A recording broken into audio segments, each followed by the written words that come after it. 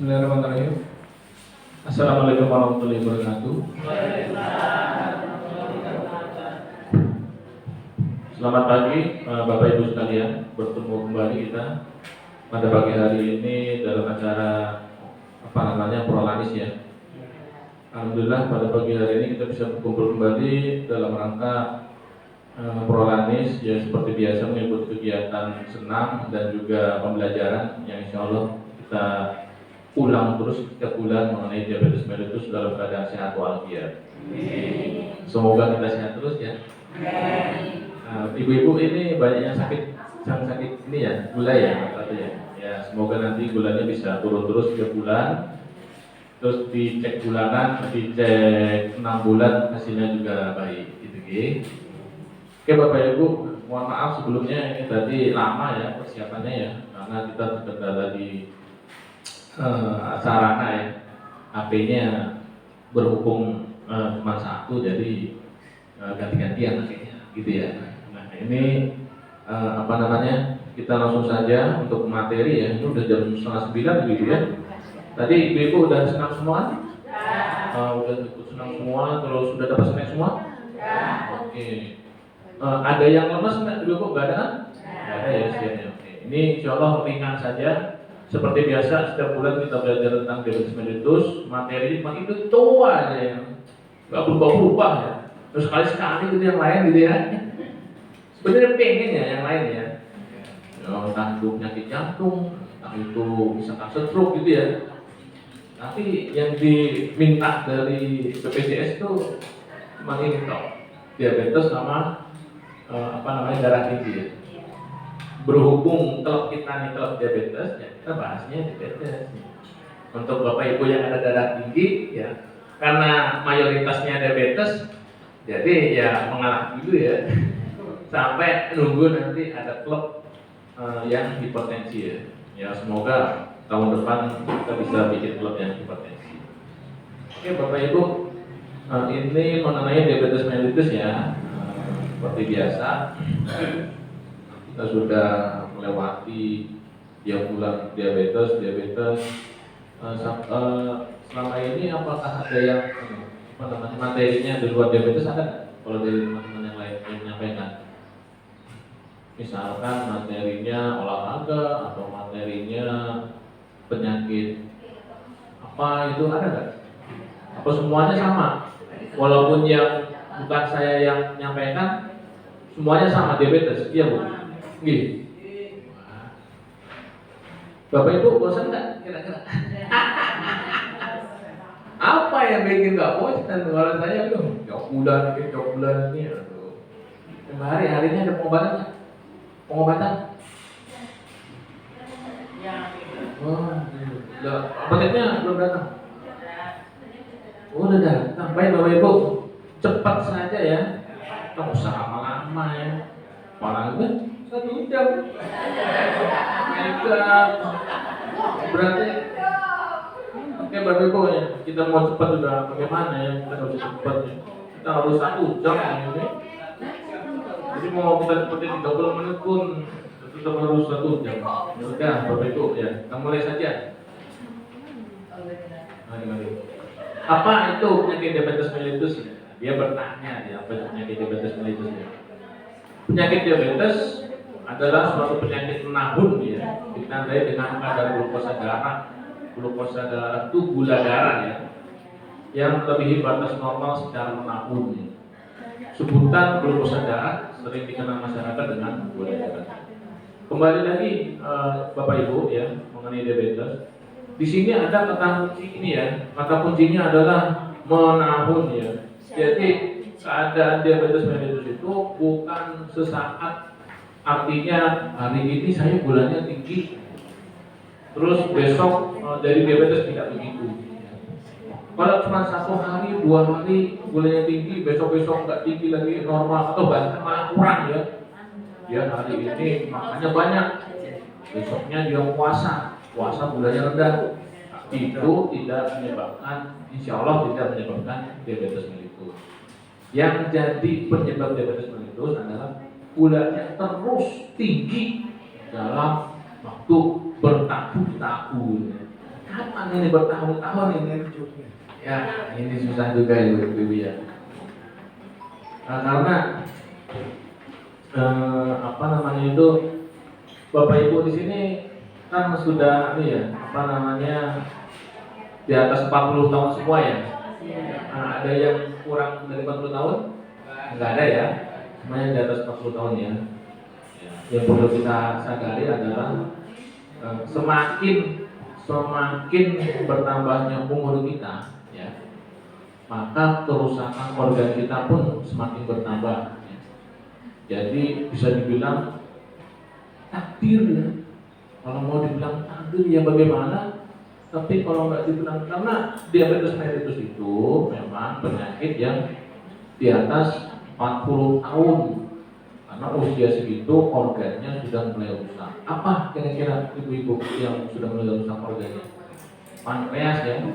Pankreasnya sudah mulai rusak ya. Akhirnya apa? Akhirnya gulanya yang harusnya bisa masuk, bisa digunakan, tetapi tidak bisa digunakan. Nah makanya harapannya Bapak Ibu yang punya anak atau keluarga yang umurnya sudah sampai 40 tahun, dicek gulanya ya, dipantau ya. Untuk apa sih kita cek gula? Bukan untuk mencegah ya Bapak Ibu ya, tapi mendeteksi dini kalau ternyata ada bibit-bibit sakit gula. Kalau udah terdeteksi bagaimana? Untungnya apa kalau udah terdeteksi dini? Keuntungannya adalah kita bisa meminimalisir komplikasinya, gitu ya. Jangan sampai usia 40 misalnya, ini udah ada bibit nih, 45 tahun jadi sakit macam-macam, sakit jantung, sampai stroke, sakit ginjal, aduh repot begitu. Kenapa kok bisa terjadi seperti itu? Karena kita nggak tahu kalau kita ternyata punya sakit gula. Ditambah lagi kita ke rumah sakit dalam keadaan yang sudah berat, gitu ya, yang sudah kondisi penyakitnya itu, misalkan dia masuk rumah sakit dalam keadaan nggak sadar, dicek ternyata ada masalah stroke, pembuluh darahnya tersumbat, stroke. Kenapa kok bisa tersumbat? Oh ternyata dicek gulanya tinggi. Nah itu kan berarti terlambat ya Bapak Ibu ya. Makanya deteksi dini, cek gula rutin setiap bulan itu penting ya. Untuk apa? Untuk agar kita tidak terkena komplikasi yang berat. Itu seperti itu Bu, diabetes menahun ya. Jadi bukan apa namanya, bukan sesaat, bukan seminggu gulanya naik terus, bukan. Waktu dia lama waktunya bertahun-tahun. Apa saja tipe penyakit diabetes mellitus? Kalau Bapak Ibu ini adalah termasuk yang tipe 2 ya. Tipe 2 ini keterangannya. DM tipe 2, DM yang disebabkan tidak cukup dan tidak efektifnya kerja insulin. Ternyata tipe-tipenya banyak ya Ibu ya. Ada yang tipe 1 ya. Ini waktu itu saya pernah bahas ini ya. Tipe 1 ini lebih sering pada anak-anak ya. DM yang disebabkan tidak adanya produksi insulin. Jadi anak itu kasihannya apa? Pankreasnya bisa dibilang kerjanya berkurang. Harusnya pankreas itu menghasilkan insulin, tapi pada anak tersebut dia ada kelainan Bapak Ibu. Kelainannya itu pankreasnya nggak bisa menghasilkan insulin, sehingga kalau nggak ada insulin ya, kalau nggak ada insulin gulanya terus tinggi. Gitu. Ini yang biasa terjadi pada anak-anak. Sehingga apa Bapak Ibu? Pengobatannya yang berbeda ya. Jadi kalau misalnya Bapak Ibu di sini pengobatannya dengan minum obat ya. Tapi kalau dengan anak-anak itu harus disuntik insulin ya, kalau anak-anak. Yang tipe 1 ya. Kalau tipe 2 enggak. Terus DM gestasional ya. Aduh, saya awas sama Ibu ya. Materi masih panas ya. Ini ya, DM gestasional ya. DM gestasional ini adalah gula pada ibu hamil, ibu-ibu ya.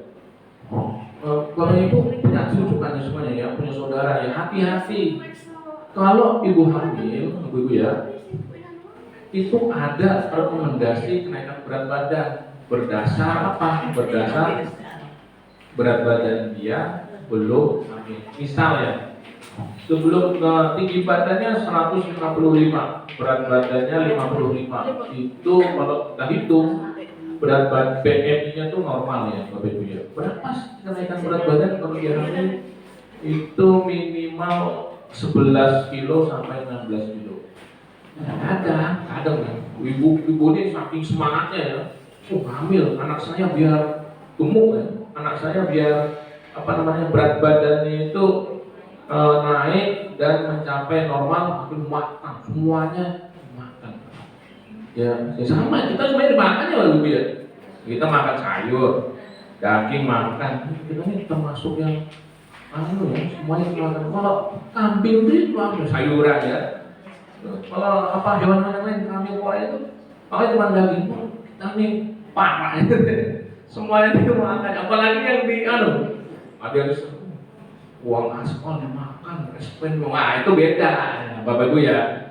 Cuman yang ini yang terjadi pada ibu hamil karena dia semangat makan ya, terutama makanan yang manis-manis, ditambah lagi dia apa sih biasanya yang manis-manis apa?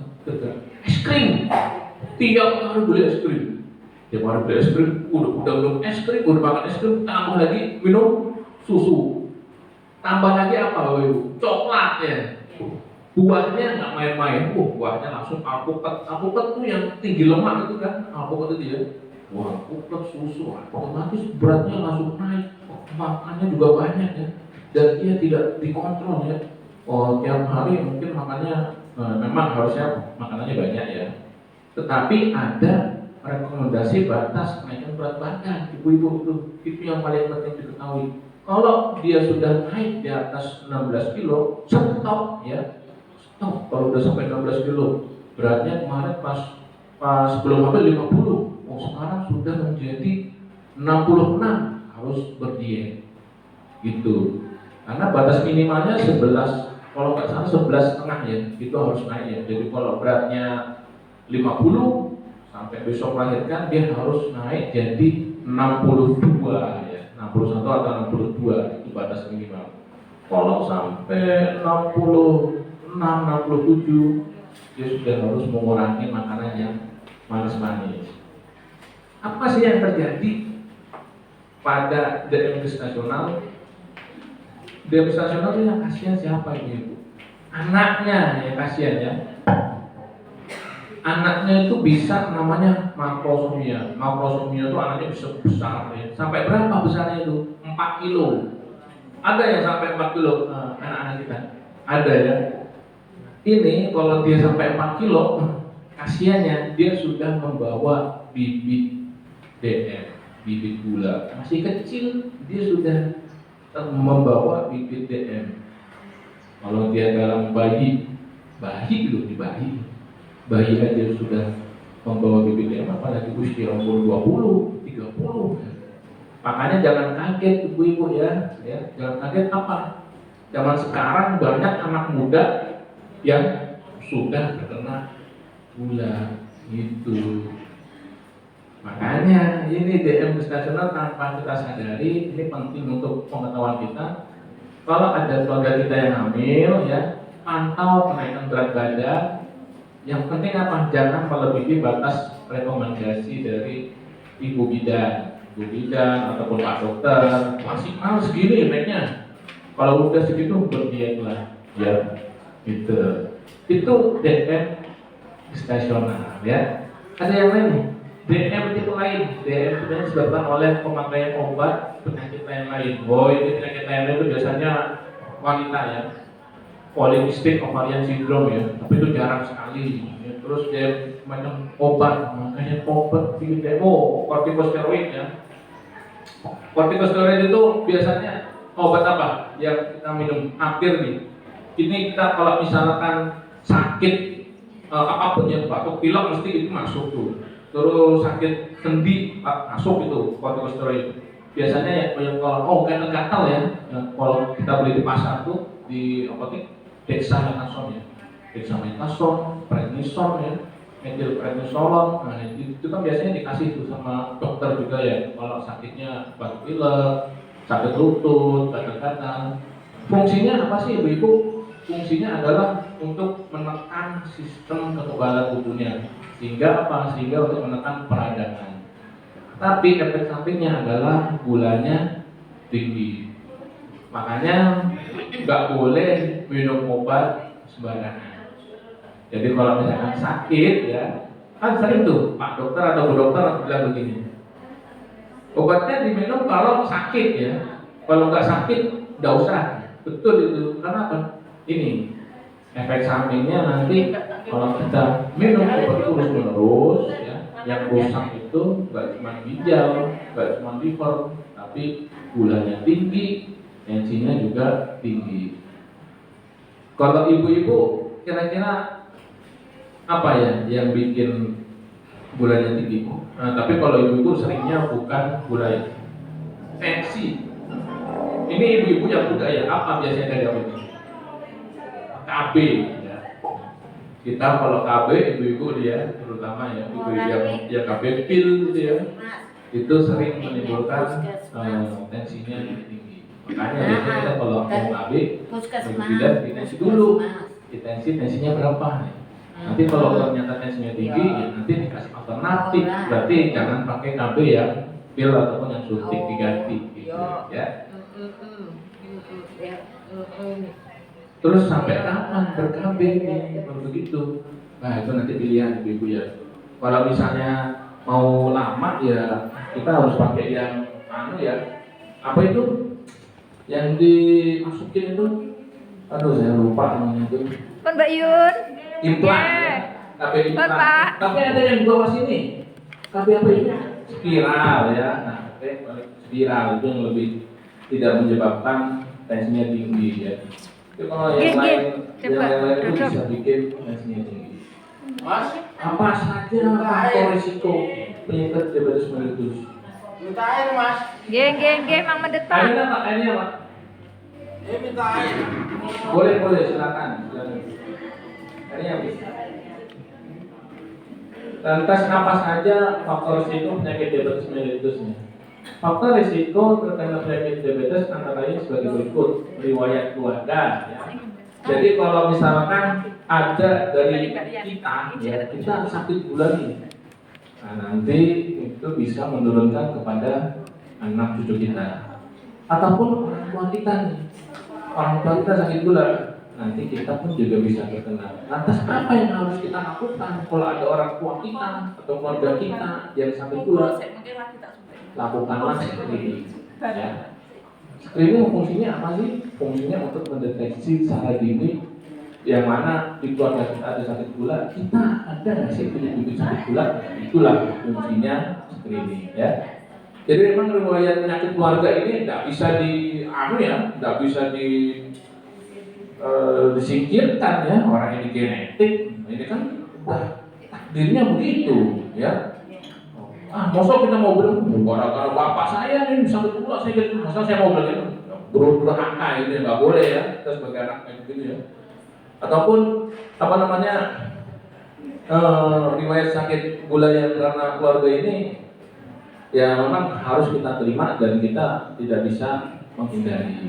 Jadi apa yang kita lakukan tadi, minimal kita harus mendeteksi dini dan juga kalau ternyata kita kena sakit gula ya kita berarti harus lebih harus minum obat, harus olahraga, harus berdiet seperti itu ya.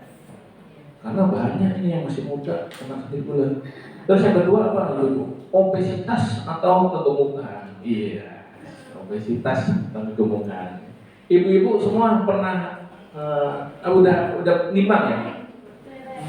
Nimbang terus nanti ditimbang terus diukur tinggi badannya, semuanya pernah gemuk? Apa ada yang dulu saya nggak pernah gemuk tapi kok saya sakit gula? Ada nggak yang begitu? Semuanya pernah gemuk ini ibu-ibu? Pernah ya?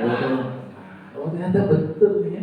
Ini obesitas atau gemukan itu bisa menimbulkan sakit gula. Kenapa kok bisa si kegemukan ini menimbulkan sakit gula? Ya. Kita nih gemuk itu karena apa Bapak Ibu? Makanya banyak, betul ya. kita makannya banyak, tapi tubuh nggak butuh banyak-banyak, tubuh cuma butuh sedikit, tapi kita makannya banyak ya. Akhirnya apa? Sisanya nih yang banyak, bingung tubuh nih. Mau diapakan ini yang banyak nih? Mau dikeluarin, keluarin lewat mana? Kan gitu ya. Orang udah masuk, akhirnya apa sama tubuh ini? Diubah menjadi lemak, gitu ya. Lemaknya ditaruh di mana ibu ya? Ditaruh di perut, ya, gitu ya. Taruh di badan sini, di sini. Nah, lemak-lemak itu, ya, lemak-lemak itu adalah hasil dari gula yang berlebihan. Lantas, bagaimana dia bisa menimbulkan sakit gula?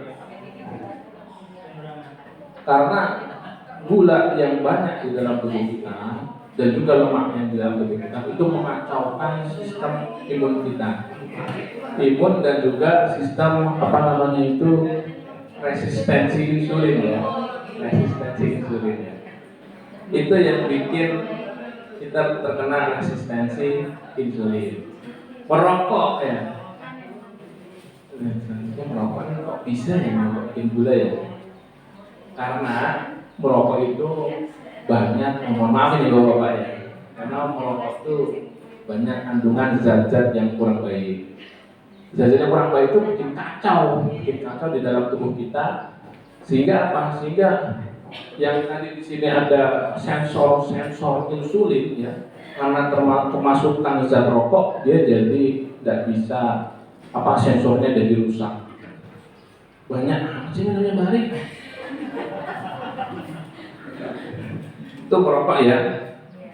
Jadi apa saja faktor risiko diabetes? Berbagai keluarga, obesitas, merokok. Lanjut apa ini? Apa saja gejala diabetes ya? Pasti sudah hafal kalau itu ya. Udah lapar, mudah haus, berat badan turun, lelah dan mengantuk. Ya.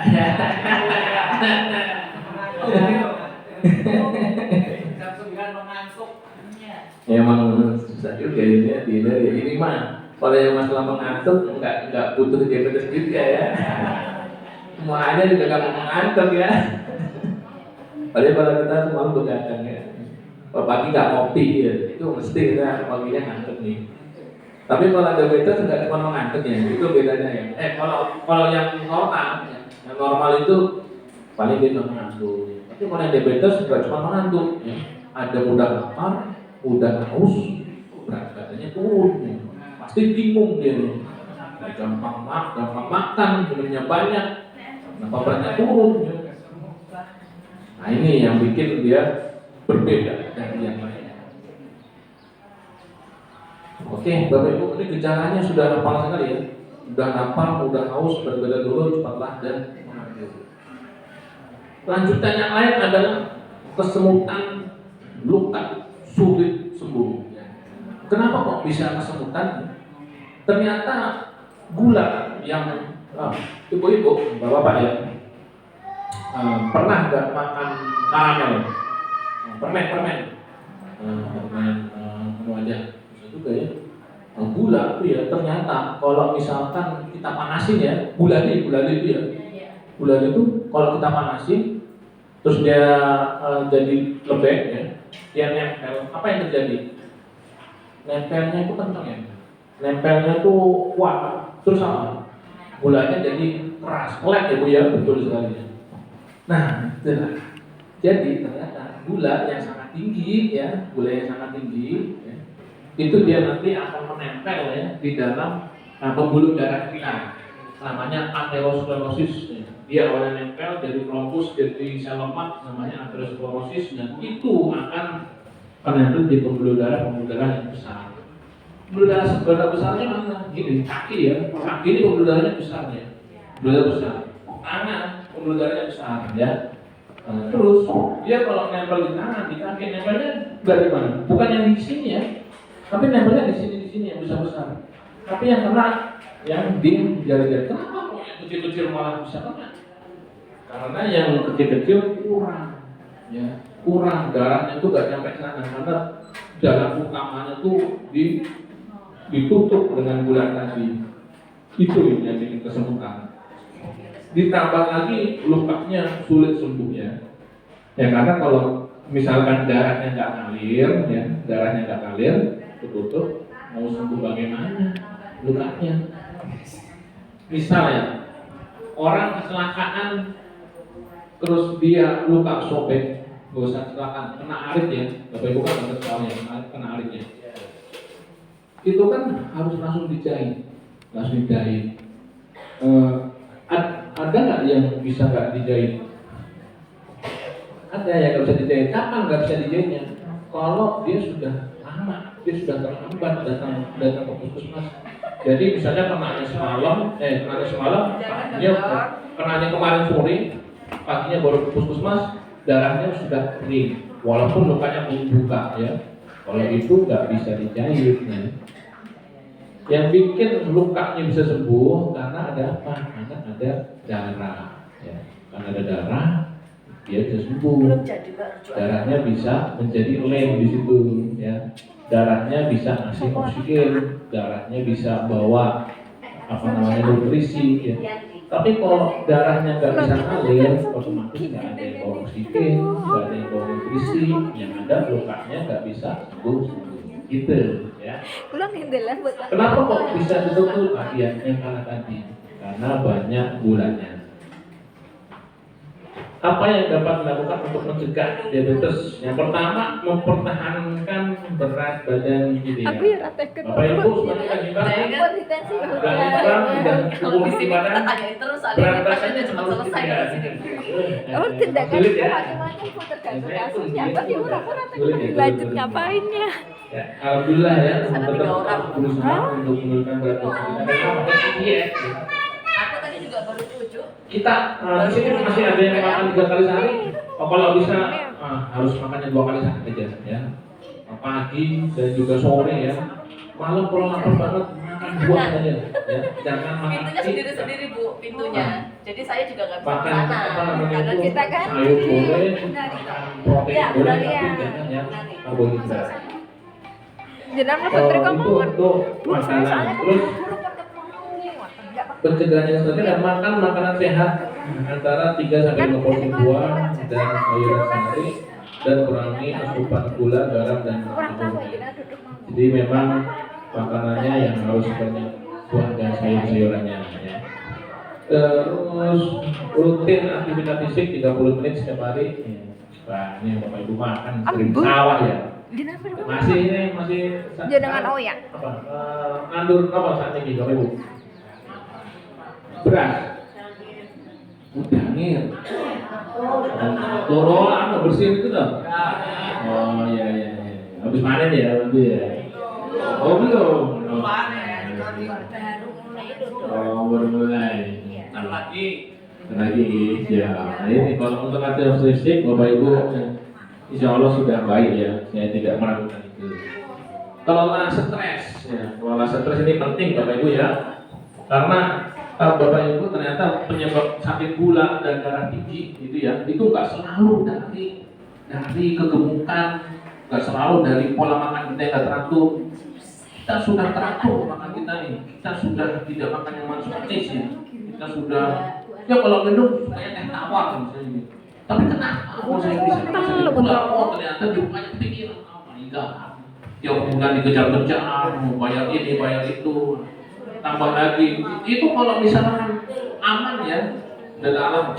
Kalau kayak Desember ini ya, jagung banyak. Itu kalau saya jagung sampai 4 ya, 4 itu kan hal-hal yang nggak bisa kalau misalkan kita punya uang ya, kita punya uang nih, kita pengeluarannya sekian, itu kan kita bisa atur ya Bapak Ibu ya. Tapi kadang banyak pengeluaran yang ternyata tidak terduga, anak sakit, orang tua sakit ya, kita harus nengok, kita harus berbeda, itulah. Itu kita harus bisa mengelola stres. Gimana cara mengelolanya? Wah ini minimal tarik nafas dalam dulu Bapak Ibu ya. Kalau ada masalah tarik nafas dulu. Ya Allah itu berdoa ya. Kalau kita ya sebagai muslimnya, ya tolong nih bagaimana? Saya butuh duit tapi saya nggak ada duit. Gimana ya? Nah itulah minimal dengan kita berdoa ya, dengan kita itu ya, itu setidaknya membantu kita untuk mengelola stres ya. Karena dengan pikiran yang jernih dan tenang, insya Allah ada jalan keluar ya. Tapi kalau pikiran kita semrawut ya, ya Allah itu jangankan ada solusi yang muncul, yang ada apa? Masalah baru yang muncul ya. Kalau pikiran kita kacau ya. Makanya kita harus pinter-pinter nih mengelola stres ya. Bagaimana mengelola stresnya? Ya, kita banyak-banyak berserah diri dan kepada Allah ya. Tolong ya Allah, saya nggak bisa nih nangan begini, ya Allah tolong bagaimana solusinya. Itu ada aja. Tiba-tiba kita nggak punya uang, terus ada saudara, saya habis dapat rezeki nih, tak kirimin ya, kamu butuh duit? Oh saya butuh ya. Nah, itu ya solusinya, misalkan seperti itu ya. Terus apa lagi? Hindari penggunaan tembakau rokok. Ini juga, ini menjadi komplikasi. Nah, kita udah stres ya, stres biasanya peralihannya mana bapak-bapak? Wah, udut ya, rokok dulu. Duduk pinggir jalan, saya stres tuh. Lihat orang pinggir jalan tuh apa namanya? Betul sekali mau stres gitu ya. Saya pernah dari mana itu, dari Solo ke Semarang gitu ya. Ke Semarang kita lewat tol itu. Terus itu ada jembatan tolnya itu di atas itu. Terus di situ saya melihat ada bapak-bapak ya, bapak-bapak sedang duduk rokok bawa motor. Terus saya bilang, Mas itu ngapain ini? Mas mau ada bapak-bapak di situ? Biasa lah, banyak pikiran. tapi memang seperti itu ya. Nah ini bapak-bapak ya. Bolehlah kita mengelola stres, tapi kalau bisa rokoknya jangan banyak-banyak, gitu ya. Bagus. Nanti yang ada bukannya kita bisa, ini malah menambah masalah ya. Kita malah kena sakit, kita malah kena penyakit ya. Nah, kita bukannya sehat ya, malah kita menambah stres lagi. Itu Bapak Ibu ya. Pola diabetes mellitus ya jelas. Perencanaan makan ya, makannya harus direncanakan ya. Jangan setiap ada makanan kita makan, Bapak Ibu ya. Kita harus pandai menahan ya. Menahan apa? Menahan nafsu makan ya. Karena kenapa? Zaman sekarang makanan di mana-mana, Bapak Ibu ya. Gak kayak zaman dulu. Zaman dulu makannya susah ya. Bapak Ibu kan ada dapat bantuan? Dapat bantuan enggak? Pas ini dapat, sini nggak dapat. Waduh, abad. Tempat saya kemarin dapat ya beras 10 kilo sama minyak 1 liter ya. Bantuan itu ya, dapat ya? Nah, udah. Yang belum dapat harap bersabar. Insya Allah ada rezekinya dari yang lain. Ya. Nah, maksudnya perencanaan makan apa? Makannya harus diatur. Ya. Sehari 3 kali, sehari. Karena kita nih dulu udah makannya banyak ya. Dulu kan kita makannya banyak ya 3 kali, 4 kali, 5 kali. Sekarang kita harus bersabar. Makanya kalau bisa cuma 2 kali sehari, pagi dan sore. Wah, pagi malam lapar ini, bagaimana kita malam lapar? Malam lapar, saya sarankan jangan makan. Malam makan ya, terus jenengan tidur. Wah, susah bangunnya, betul itu. Tidur dalam keadaan lapar itu lebih baik ya, lebih baik karena kenapa? Kita akan gampang mudah bangun. Tapi kalau kita tidur dalam keadaan kenyang di malam hari ya, nah itu bangunnya susah, tidurnya pulas, dibangunin nggak mau ya. Terus yang kedua apa? Nambah berat badan, cepat sekali ya berat badan. Sehingga apa? Kalau kita malam-malam lapar ya, ya udah makan buah gitu ya, atau kalau saya apa ya?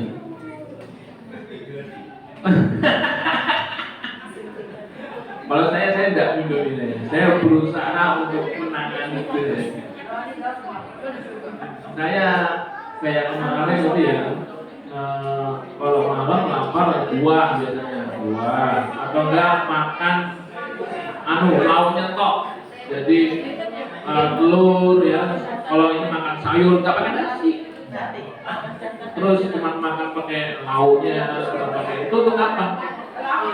Untuk menurunkan berat badan kita ya.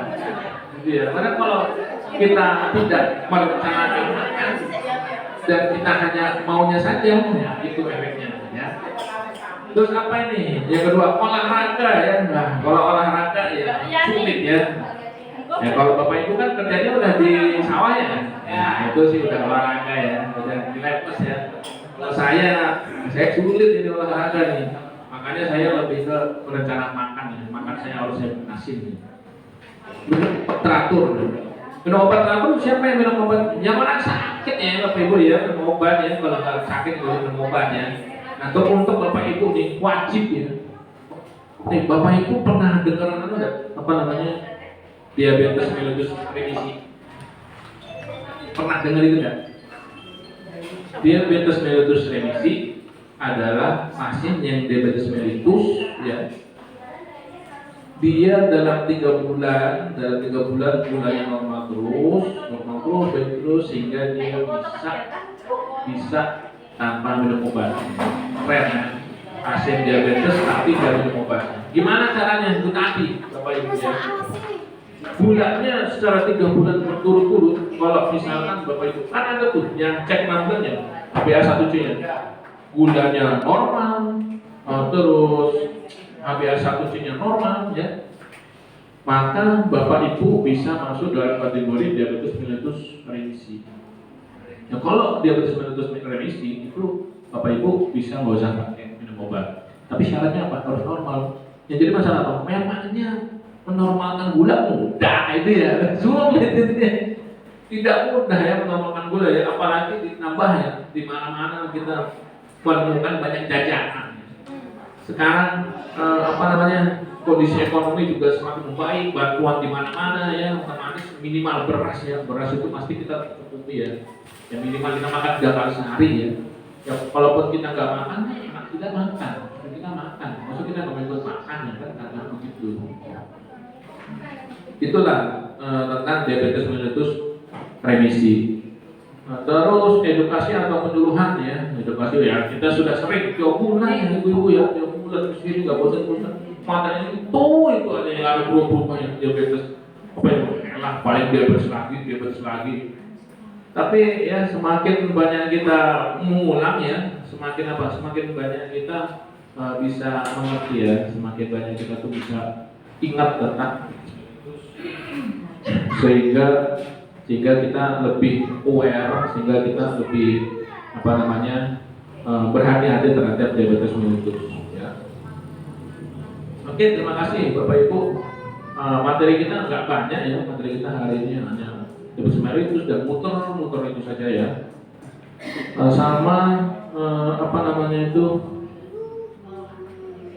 Kita menitnya masih banyak Bapak Ibu ya. Waktu kita ya. Kita mulai jam 8:30, masih setengah jam lagi ya. Setengah jam boleh lah, ini kita buat ngobrol-ngobrol ya, ngobrol mengenai penyakit diabetes mellitus yang seperti kita ketahui kita banyak yang terkena diabetes mellitus semakin tahun semakin meningkat, semakin bertambah ya, tidak kurang-kurang ya. Bagaimana mau kurang? Makanan manis sekarang makin mudah dijumpai, ada Gojek, kalau di Prancis ada Maxim, kalau di Parang nggak ada ya. Kalau Parang nggak ada Gojek ya, sehingga bisa. Oke. Diabetes mellitus ini semakin naik, semakin banyak, ya, itu otomatis komplikasinya juga semakin banyak ya. Kalau yang banyak sakit diabetes, sakit jantung itu juga akan menambah, sakit stroke juga akan tambah, sakit ginjal juga tambah ya. Rumah sakit semakin diperluas ya, karena pasien makin banyak ya. Tambah lagi, apalagi ya. BPJS-nya bermasalah juga ya BPJS ini. Aduh, ya, ini sekarang lagi ada masalah ya BPJS ya. BPJS-nya aktif makan Bapak Ibu ya. Aktif makan, alhamdulillah ya. Sekarang lagi ada pengurangan ini. Jadi banyak dari warga-warga yang BPJS-nya itu nggak aktif ya. Ya, tolong Bapak Ibu yang punya pelanggan BPJS, terutama yang PBI ya. Yang PBI ya, PBI itu yang nggak bayar ya. BPJS yang nggak bayar, yang punya keluarga yang jarang dipakai kartunya, sering dicek. Takutnya apa? Tiba-tiba mati. Itu dulu aktif kok jadi mati bagaimana? Kalau ada lagi loh, saya kemarin nemuin di BPJS-nya apa namanya nggak aktif, kan nggak keterangannya bang, terus pastinya keterangannya dia sudah meninggal, padahal masih hidup, bagaimana dia bisa hanya meninggal? Itu error kadang-kadang dia. Oke, Bapak Ibu ada yang mau bertanya nggak ini? Tanya apa Ibu? Gagal ginjal menurun. Menurun ke siapa? Anaknya ginjal katanya. Oke, ya.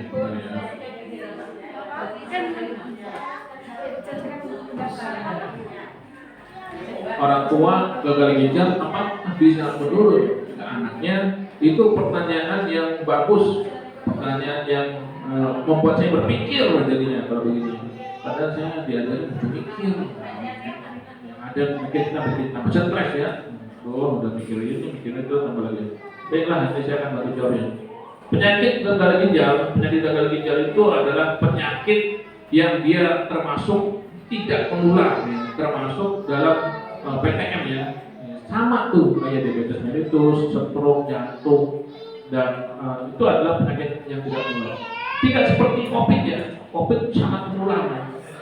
Nah, tapi penyakit gagal ginjal adalah penyakit yang tidak menular. Artinya, kalau ada keluarga yang sakit ginjal, apakah dia bisa tertular? Ya, ini tertular dulu ya, tidaklah ya, untuk tidak. Tapi kalau apakah bisa diturunkan penyakit gagal ginjal ini? Nah, ini pertanyaan yang harus kita analisis dulu.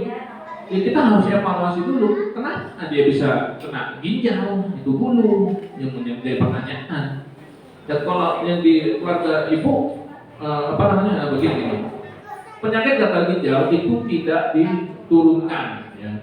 Tapi penyebabnya lah yang menjadi bisa diturunkan. Apa sih penyebabnya? Contohnya ini yang kita bahas setiap bulan. Ya.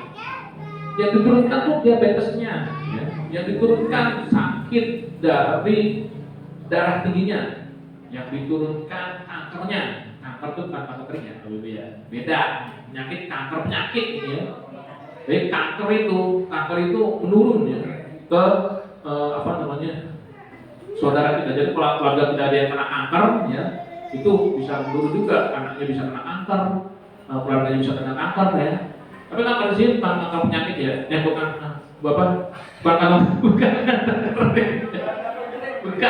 kanker penyakit ya. Jadi kanker kering itu bukan.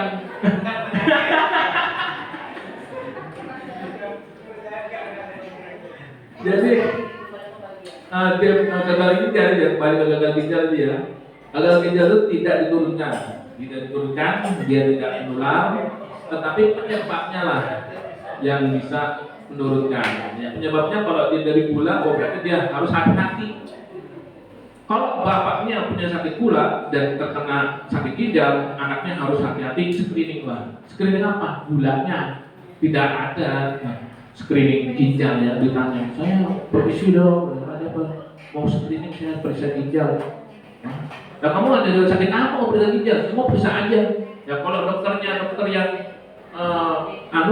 nyaman, ya udah terserah aja deh, dia screening ginjal, cek aja kan bisa ya. Tapi kalau dokter yang baik ya, dia akan bertanya kenapa kamu screening ginjal? Kamu ada sakit gula, kamu ada sakit darah tinggi, kamu ada sakit apa? Kamu ada gangguan apa? Kenapa kamu gitu? Kalau dokter yang malas berpikir dan udah cek aja, ternyata semua normal ya. Padahal nggak harus ya di sini ginjal kalau tidak ada penyebabnya.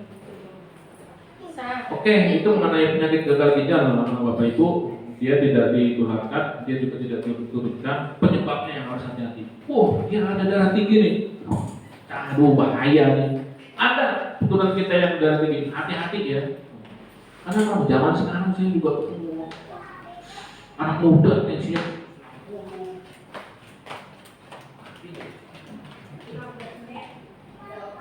siap-siap tes. Dia zaman sekarang anak muda tensinya 160, 170 dan dia dengan PD yang dipercaya saya biasa loh tensi tinggi mas ya, kalau tensi rendah yang berpusing mas. Jangan begitu ya. Baik. Masih muda udah sakit darah tinggi, besok tua mau sakit apa gitu ya. Kalau dia sakit muda udah tinggi, ini dia udah sakit macam-macam, sakit ginjal, misalnya gagal ginjal, kena sakit stroke lah. Jangan sampai keturunan kita, anak cucu kita yang punya komplikasi kayak gitu ya, repot itu, susah subuhnya, sakit stroke santai, bisa ada dokter, bisa diobat, nanti bisa buat. Saya bilang sakit stroke langsung mudah seperti itu. Kalau dia bisa kena stroke terus bisa selamat, alhamdulillah ya. Kalau dia sampai kena stroke yang nggak sadar, yang pecah pembuluh darah otaknya, seringnya apa? Melayang mana? Langit dia. Apa maksudnya itu? Meninggal ya. Kalau dia mati. Tapi kalaupun dia kena yang ringan ya, seperti yang ringan. Nah, mesti langsung tidak semudah itu Bapak Ibu ya. Pasti ada gejala sisa. Misalnya sering kedinginan, sekarang dulu yang bisa bisa gerak kan keple ya Bapak Ibu ya. Dia cuma nggak bisa ngapa-ngapain. Jadi penyakit-penyakit seperti itu komplikasinya itu sungguh-sungguh tidak enaknya. Semoga kita dilindungi dari penyakit seperti itu ya. Itu baru stroke ya. Lagi diabetes ini komplikasinya macam-macam.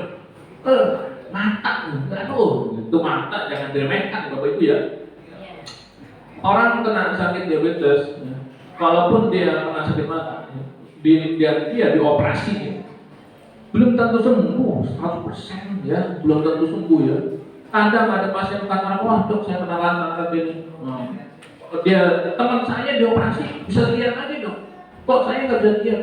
Ternyata ibu sakitnya nggak cuma katarak, sakitnya punya ya. Nah, dan ini kalau kataraknya karena bulat ya, itu sembuhnya sulit ya, beda gitu. Jadi memang diabetes nakal ini diabetesnya. Nah, ini kalau nggak diobati dia nyerangnya kemana-mana ini. Apalagi kalau yang kena kaki, yang kena luka, itu. Kalau lukanya bisa tertangani dengan baik, alhamdulillah ya. Tapi kadang ada yang sampai mohon maaf itu ya, diambil ya, diangkat kakinya itu ya, kasihan gitu. Yang dulu bisa main bola, lari-lari, sekarang jalan aja susah ya, harus pakai tongkat. Oke, Bapak Ibu ada yang mau bertanya? Tadi apa? Gagal ginjal. Penyakit lain apa dulu? Batuk pilek, pegal-pegal, penyakit pusing ya. Kalau nggak kering ya kita tahu lah, kita semua juga dari tadi. Al-Surah, Ada lagi Bapak Ibu yang mau bertanya mengenai penyakit? Nah, sekarang lagi musimnya penyakit apa ya? Sekarang ini hujan ya, pasti batuk pilek ya. Batuk pilek flu banyak ya. Musim hujan bisa batuk pilek ya. Imunnya kaget Bapak Ibu ya. Musim batuk pilek apakah menular atau tidak menular? Betul sekali ya. Batuk pilek itu penyakit menular ya. Covid itu menular. Batuk pilek menular ya. Yang kena adiknya atau anaknya, nyambar ke bapaknya atau ibunya. Bahkan itu berganti-gantian ya. Siklus ya. Dulu yang kena dulu nih. Anaknya udah sembuh. Kena ke ibunya. Ibunya udah sembuh. Mbahnya udah sembuh. Nyambar lagi ke anaknya lagi. Ya itu muter lagi kapan berhentinya kalau begitu. Nah makanya batuk pilek itu penyakit menular. Terus apa yang harus kita lakukan kalau kena batuk pilek? Pakai masker, betul ya, tidak menular. Tapi itu kalau secara teori ya, kalau di rumah kita pakai masker, itu kayaknya tidak nyaman ya kalau pakai masker ya. Sehingga minimal. Pokoknya kalau betul nomor satu kalau sakit batuk pilek adalah pakai masker ya untuk mengurangi penularan. Tapi yang susah tuh ya juga disuruh pakai masker lagi. Enjoy aja. Sehingga apa? Kita harus meningkatkan daya tahan tubuh imun kita. Dengan apa? Kalau sekarang lagi musim hujan begini, minum vitamin Bu ya. Vitamin C gitu ya, minum vitamin kayak Enervonse, Farmadol itu penting ya. Untuk apa? Untuk kalau misalkan di rumah kita ada yang sakit, kita bisa lebih kebal. Itu pernah begini. Pernah tahu yang namanya flu mata ya. Sakit mata tuh kalau di sekolahan menular sekali. Ya sakit satu, ya habis itu berembes dekat mata, sakit mata, sakit mata. Padahal nanti sakit matanya bagaimana? Saya juga bingung nih bagaimana penularannya. Dia cuma dilihatin aja, lihatnya ada sakit mata. Itu sakit mata itu, ya, ada satu anak nih ya, dia bisa tidak terkena dari sakit mata, nggak kayak temennya. Tahu nggak rahasianya? Suka makan wortel dia ternyata. Dia suka, dia misalkan namanya anak-anak ya. Anak-anak kan suka begitu, suka gado ya. Gadonya tuh dia nggak tanggung ya. Sayur masih ayah dimakan berarti. Wortel, tomat gitu ya. Kalau kita masak ya, kita masak ya. Kalau anak-anak itu digado, tapi justru itu memberikan dia kekebalan, Bapak Ibu ya. Dia suka makan wortel, sementara wortel itu vitamin untuk mata ya, sehingga yang lain pada kena, dia sendirian nggak kena. Nah, itulah sebetulnya kita dengan mengkonsumsi makanan sehat dan juga vitamin itu membuat kita lebih kuat. Terus kalau misalnya gula, apakah bisa dengan seperti itu? Kalau gula bukan dibanyakin makannya, dibalik ya. Jangan seperti anak-anak ya. Kalau gula bukan banyak makan yang dibanyakin untuk meningkatkan imun kita. Tapi apa? Kita harus mulai makan ya. Karena gula itu juga menurunkan imun kita. Gitu. Oke. Iya, masih lama ya. Gue masih berapa menit ini? Gue mau tanya apa lagi, Bu?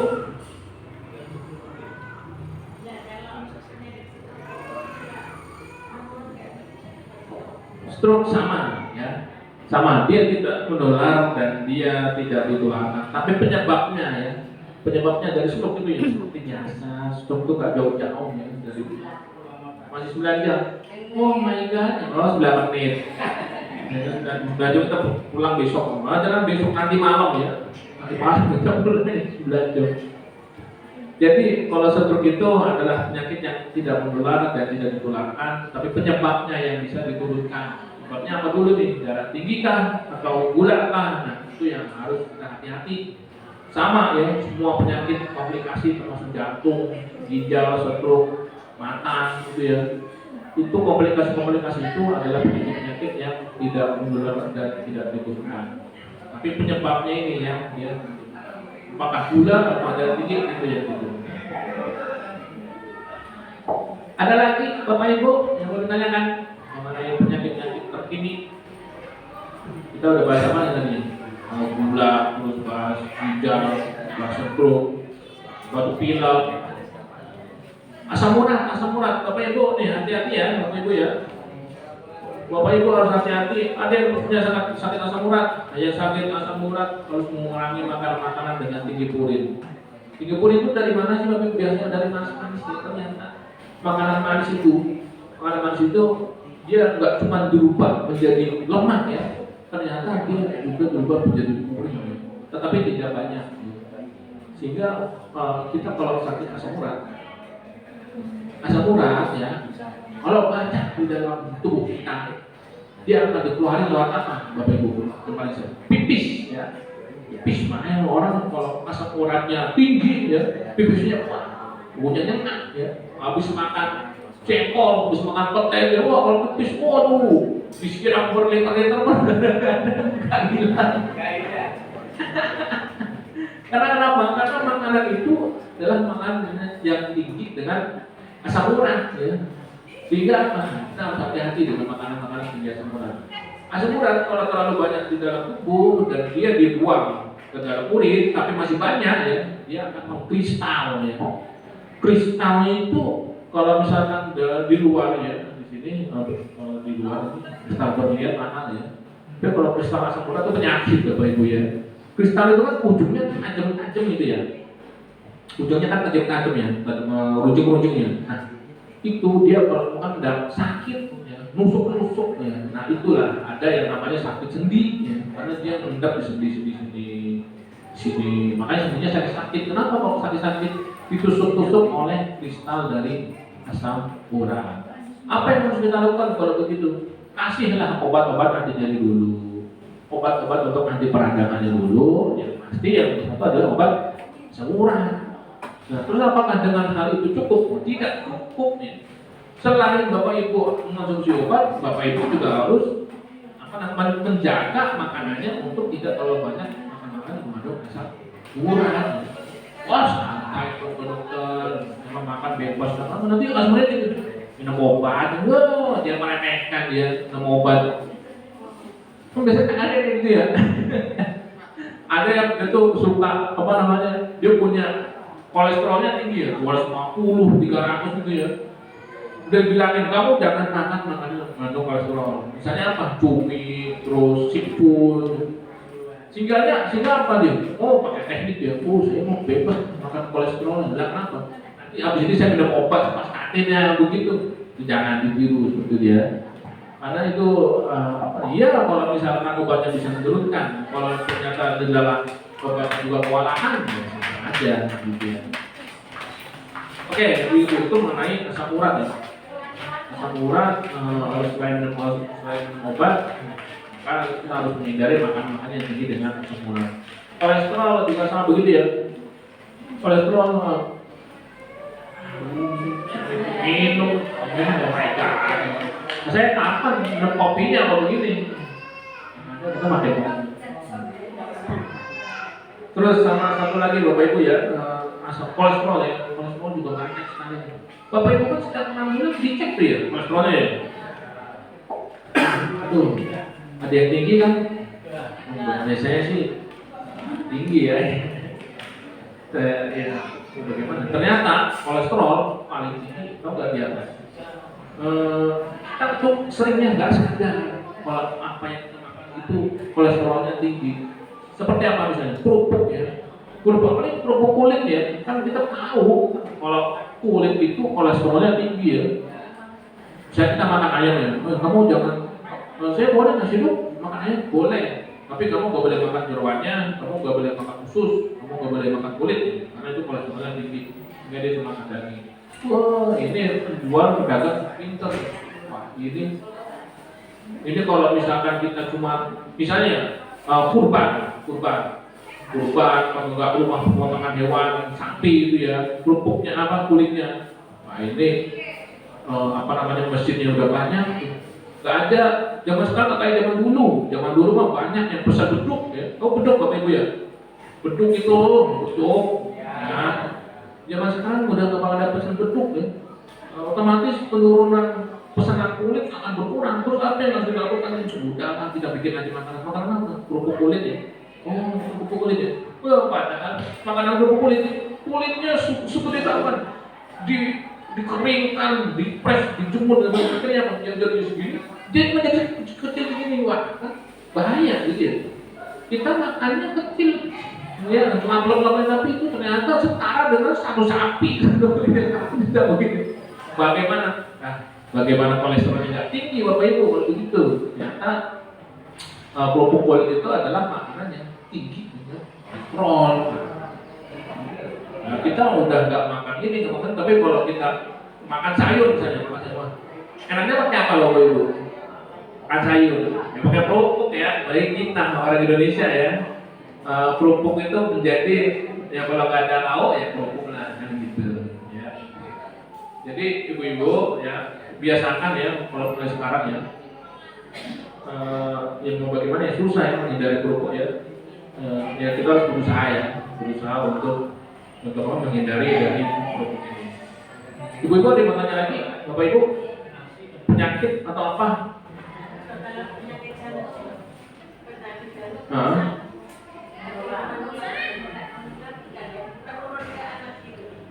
Penyakit jantung bisa menurun anak, insya Allah enggak. Ya tadi itu sama, penyakit jantung itu tergantung penyebabnya ya. Kalau penyebabnya darah tinggi, berarti darah tingginya nanti yang diurutkan. Tapi kalau penyakit jantungnya insya Allah enggak. Masih berapa menit? Mari, habis. 1 menit. 1 menit mari kita tutup dengan berdoa ya.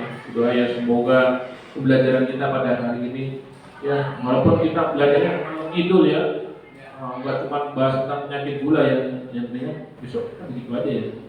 Jadi yang gula cuma depan-depan dikit, habis itu kita lebih banyak cerita aja ya tentang penyakit-penyakit di luar gula ya. Biar nggak bosen ya. Terus sama pengetahuan kita juga bertambah ya. nggak cuma tentang gula ya, mungkin bisa tentang sakit hati, sakit jantung, sakit ginjal, sakit stroke ya. Kan kita nggak dilarang untuk menyisipkan itu ya. Yang penting gulanya sudah terbatas, dan sisanya kita ngobrol-ngobrol penyakit tetap diperbolehkan gitu. Oke Bapak Ibu, alhamdulillah pada pagi hari ini kita bisa berkumpul ya dalam keadaan sehat walafiat ya. Berhubung kita sudah mencapai di akhir waktu ya, tidak terasa ya. Nah, terasa ya, capek juga ya.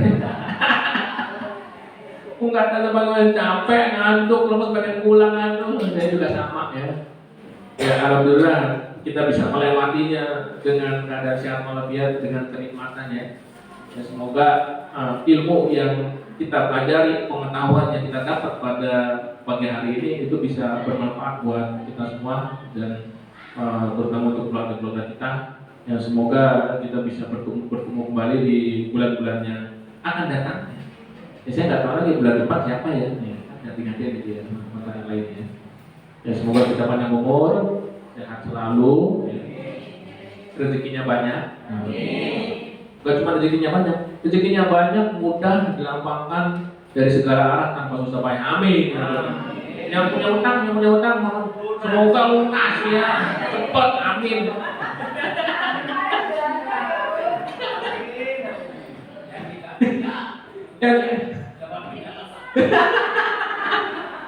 Ya namanya pinjaman dong.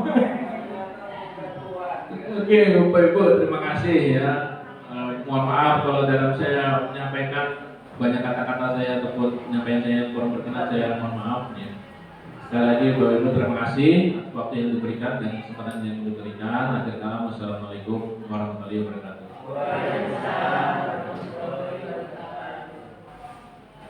Selanjutnya apa? Bapak Ibu pengobatan ya. Teman nanti saya lihat hasil laboratoriumnya ya. Yang apa namanya yang baik-baik itu nanti saya lihat.